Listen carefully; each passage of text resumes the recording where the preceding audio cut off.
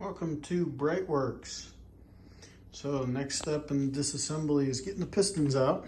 Sometimes they can be a little bit, I think persnickety is the word, but looks like everything's nice and clean. Well, not this, but the inside. The outside we'll deal with. It's the inside. So far so good.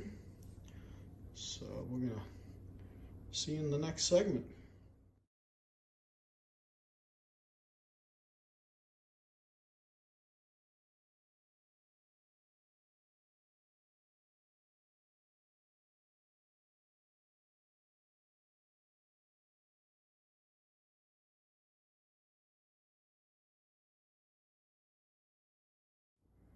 All right, ladies and gentlemen, there you have it. Piston removal as well as the rods. And we've got everything sorted, so we'll number them before we clean them and inspect them. But there you have it. All right, well, thanks for watching. And yes, this is the messy part. So now it's time to go clean the tools, and go from there. So we'll check back in with you when we're ready to split the case.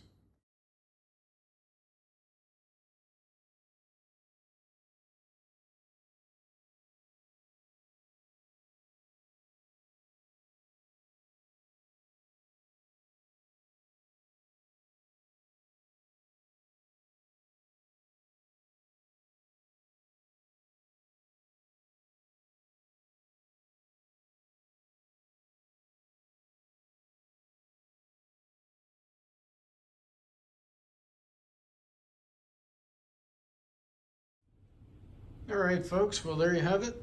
Case is split, bottom end tear down complete. The only anomaly that we found was the number 3 piston squirter is just not there. Right? It's supposed to have piston squirter. It's just not there.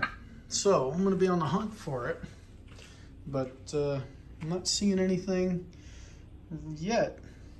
The only thing I can see is it looks like something went through the IMS gear.